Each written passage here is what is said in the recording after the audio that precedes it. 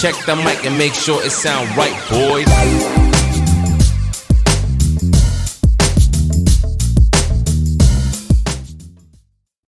Now, here's the next exercise.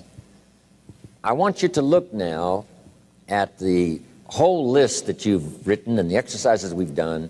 Now I want you to answer this question. What kind of person must I become to achieve all I want?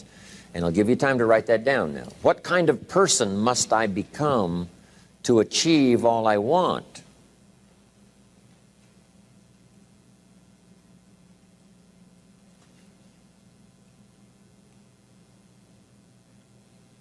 Now we've got two things working. What you become helps you to achieve, and what you achieve helps you to become.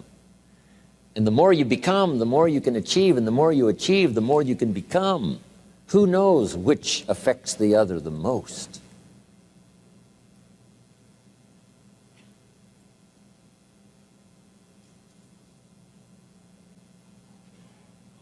So now just write this exercise. Start with a few sentences. We won't have time for you to, take a lot of time, but just start with a few sentences. Your concept of the person you think you must become to achieve what you want. This is time for a little truth here. Maybe you need to become much wiser than you are at the moment. You need to become stronger. You need to have better health. Maybe you need a little coaching to really become the person I want to become. I'm going to have some coaching. Physical coaching, spiritual coaching, developing skills coaching. To be the influence you want to be, you got to build an incredible reputation. What kind of person must I be to attract all that I want in my life and the people that I want and the opportunities that I want? When you knock on the door and opportunity opens, you must stand there as a very attractive person, or you may not be invited in.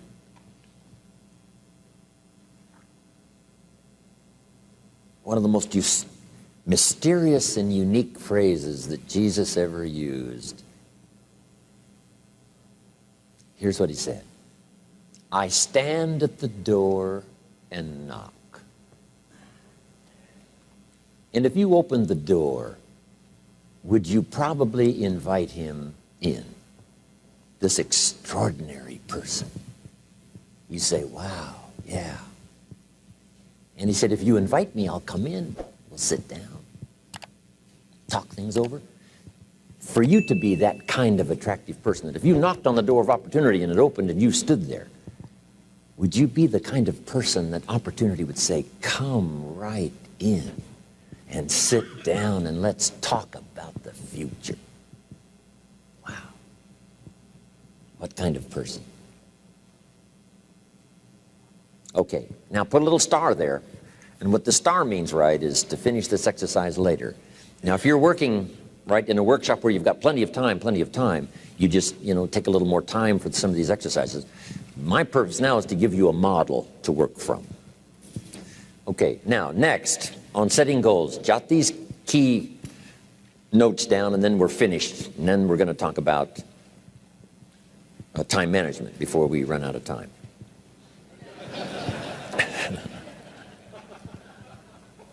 Guy says, I was going to cover procrastination today, but I've decided to put it off until tomorrow, right? Okay. Make these notes. The key is to put everything on your list. Now, the key is to take it out of your head and put it on paper. You can dream about what you want, but when you start committing it to paper, now it more formalizes. Information now starts to make a composite of an idea. And ideas can turn into hotels. Ideas can turn into enterprises. Ideas can turn into a fabulous career. We need the information. We need the stimulation. But then you'll learn now later to start putting everything on your list. Now, jot this down. It's very important, if something's not that important to you, to take it off your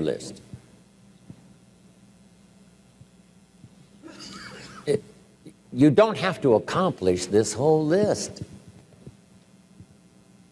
But if you had 100 items on your list and you accomplished 80, who cares about the other 20? If you got the biggest share of what you went for, wouldn't that be enough? And the answer is probably yes. It'd be overwhelming. Okay. So you can rearrange this list. You can change it. You can tear it up and start over. You can say, oh, you know, last year I thought this was so important. That's not important to me anymore. The things I've learned in the last 12 months, I've changed my whole goal list. I thought this was so it. Okay, now here's the next note, and we're wrapping it up now. Here it is. There's two great words of antiquity everybody should learn. Here they are. One's positive and one's negative. And we studied a bit about that yesterday. Positive, negative. Here's the positive word from antiquity. Behold. That's the positive word. Behold the possibilities. Behold the opportunity. Behold the future and give it design. Behold and look at the chances you've got. Behold, spring has come. Behold, the day has arrived. And the sun is shining and the shadows are fleeing away. Behold, the next person you can meet might be your friend for life. Behold, the next person might be a colleague forever. Behold, that's the positive word, behold. Now, here's the negative word, beware.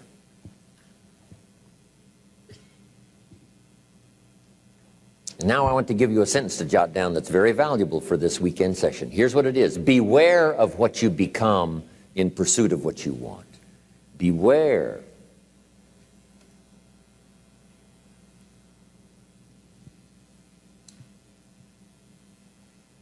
All of our lives we have to deal with behold and beware. When a kid goes to school, it's behold the opportunity and beware the dangers. Behold and beware.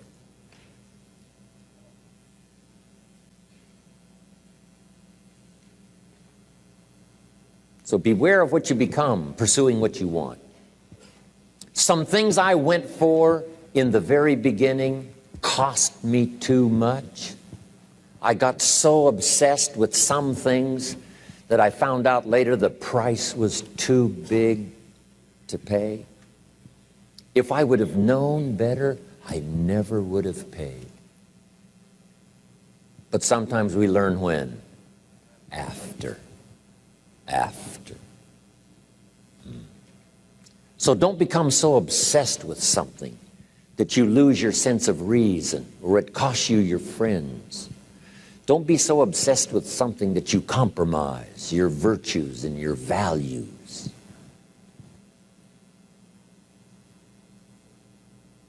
The story says Judas got the money. You say, well, that's a success story. No. It's true, 30 pieces of silver was a sizable sum of money, but it was not a success story. His name was Judas. Doesn't that ring a bell? It makes all the difference in the world. Judas got the money. Here's something interesting about the story of Judas. After he got the money, he was unhappy. Someone says, well, if you had a fortune in your hand, why would you be unhappy? And here's the key. He was not unhappy with the money. He was unhappy with himself. Here's a key phrase. The greatest source of unhappiness is self-unhappiness. It's not from outside the things that make us unhappy. The greatest devastating unhappiness is to be unhappy with yourself. Now, a mild form of unhappiness is constructive. The desperate form of unhappiness is destructive. It's like worry. We should all worry a little, but not let it destroy our lives. If you're in New York about to step off the curb in downtown Manhattan and the yellow taxi's coming, best you worry enough to get your feet back up on the curb lest you get yourself wiped out. So it's called caution but not undue caution. It's called fear and worry, but not the worry that kills you, not the worry that destroys you. It's like hate. You know, you don't need to hate your job. Save your hate for the important things like evil, like the weeds that attack your garden. like the diabolical ideas that try to entice your children. Right? You don't need to hate everything. I hate this, I hate that. That's the misuse of your hate. Save it for the things we really must hate. But this is so important now to beware. Judas was so unhappy he tried to take the money back. They said, heck with you, we got what we wanted, you got what you wanted, out. They threw him out with his money. Now he becomes so desperate, he goes out and hangs himself for what he did. He became a traitor. So that's the caution now. If Judas could speak back to us in any kind of clear language, here's what he might say: beware of what you become in pursuit of what you want. Don't sell out. It's not worth it. Okay. And now here's the last note. If you'll start this glorious journey of being meticulous, deliberate, and hardworking about setting your goals for the day, setting your goals for the month and the year, setting your goals for your family and yourself and your business and your colleagues, start thinking forward. Here's what you will become: a major contributor not only to yourself, but a major contributor to others. And that's exactly what you want. Here's another little subject before we quit this now and start on time management. But I am running out of time. I just mentioned it a little earlier before we started this class. Jot this down on personal development. This is especially for married people that have children. If you're married and you have children, I got some great advice for you. Here's the best I can give you. I'm not a counselor, but this is great stuff. Here's number one. If the parents are okay, the kids are okay. Chances are high, odds are high. If the parents are okay, the kids are okay. Your own self-development is the best contribution you can give to your children. Not self-sacrifice, self-development and contribution. Self-sacrifice usually earns contempt. Self-development and self-investment earns respect. I used to use the old phrase, I'll take care of you, you take care of me. I found out how short-ended that was. I changed it, and Bob Cummings, the old movie star, helped me to change it. Here it is: I'll take care of me for you if you'll take care of you for me. The best contribution I can make to you, if you're my friend, is my personal development. What if I become 10 times wiser, 10 times stronger, 10 times better, 10 times more unique? Think of what that will do for our friendship. If the parents multiply their own personal value by 2, by 3, by 5, by 10, what would that do for their children? Wow. If the parents are happy, I'm telling you, the kids will be happy. If the parents engage in unique lifestyle, don't miss anything, drink deep of the cup of whatever's available, I'm telling you, if the parents are okay, the kids are probably going to be okay. Wow. If you're on an airplane, the stewardess says, if we run out of oxygen, these masks are going to drop down. And then she says, make sure you take care of your children first. No. Would you underline no? Would you underline no? No. Have you got that? You should take care of your children first. No. That's key.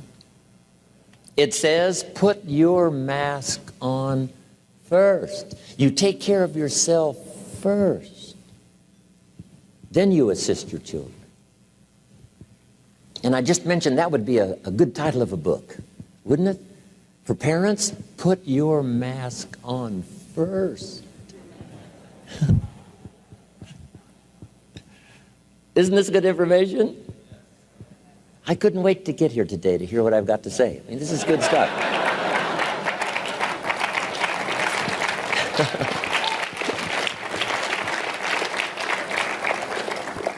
The best contribution to your company is your self-development. The best contribution to your husband or your wife is your personal development. To become all you can become, as wise as you can and as kind as you can and as unique as you can, that's the best contribution. Not self-sacrifice, self-development and self-investment. Key. Maybe that little talk might be worth the price of the weekend for the time and the money. It was helpful for me. Here's one more on that. With your family or whatever decisions you have to make, if you've made the decision, best decision you can, but it's going to cause some pain, here's what you must learn to do. Accept the pain, but not the guilt. There's part of our head sometimes that tries to make us feel guilty if we've made a decision that's been painful, not just for us, but maybe even for other people. But it had to be made. So here's the key: to accept the pain, but not the guilt. Because it's not pain that destroys you. It's guilt.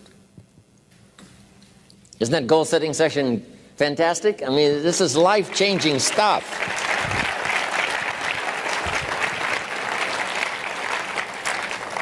Now, one of the reasons why I came to Dallas now to do this goals workshop is because I had the vision of all of you out teaching this goals workshop. I said, well, if I can affect 1,000 people in Dallas, think of what might happen in the future if I can get everybody teaching things like this, setting goals that change your life, change your family, change your future.